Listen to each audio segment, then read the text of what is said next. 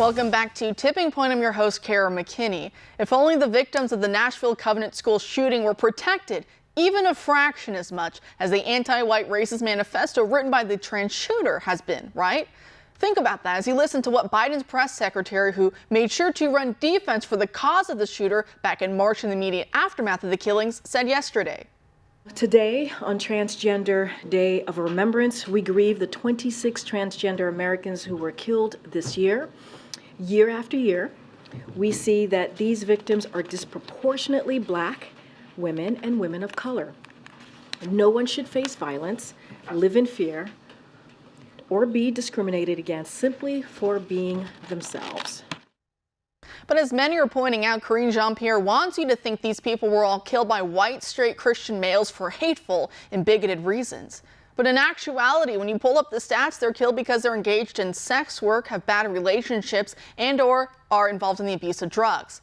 It's their lifestyles, in other words, that are killing them, not the fake MAGA country aggressors Jussie Smollett tried to make up a few years ago.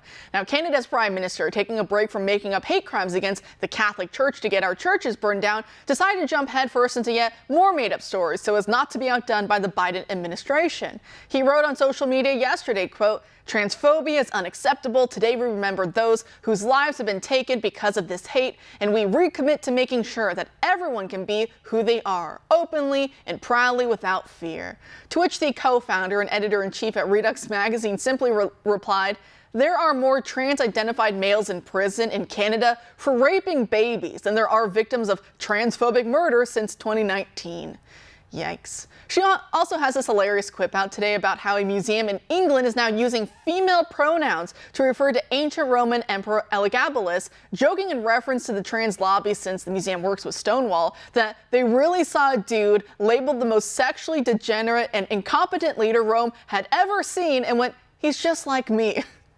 And if that isn't funny enough, the museum is taking at face value the writings of Cassius Dio, who claimed that Emperor Elagabalus wanted to be referred to as a woman, cross-dressed, and married a man.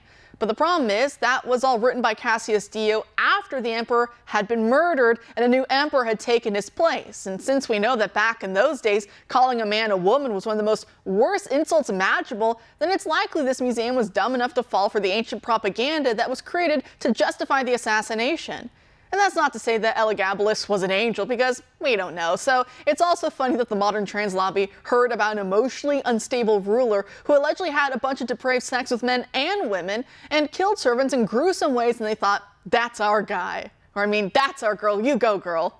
Anyway, the main point here is that the truth and facts are often inconvenient and get in the way of juicy narratives. That's why it's important to understand what Media Matters is doing to Elon Musk and X right now, since it gets in the way of their narrative control. The Attorney General of Texas is now opening an investigation into Media Matters for potential fraudulent activity. Basically, what happened is that the left-wing RAC accused Musk's social media platform of running advertisements for major corporations next to openly neo-Nazi posts. This caused a massive exodus of advertiser dollars from X, as Disney, Warner Brothers, Comcast, IBM, and Apple pulled their money.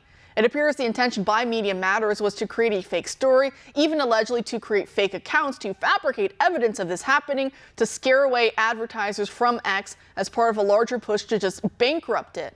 Investigative journalist and New York Times bestselling author Andy Ngo also adds this. He says, quote, "Often there is a link between those who target Elon Musk and Antifa. Jack Wheatley is a staff writer for leftist activist group Media Matters, which news organizations cite without reporting the group's political agenda. Corporations also take cues from Media Matters for boycotts. Jack Wheatley was previously a writer for Adavox, a website for Antifa group One People's Project, founded by Daryl Lamont Jenkins. Through court proceedings, it was revealed that Jenkins is behind the website for Torch Antifa, the network behind the most violent criminal Antifa cells in the U.S. that includes Rose City Antifa and others. Media Matters is a nonprofit that rakes in huge donations to launder the writings of Antifa propagandists into the mainstream. It is the same playbook from the SPLC, though they have a diminished status because of several financial and employee scandals where they were accused of racism from within. And one of their staffers is currently a domestic terror suspect in Georgia." End quote.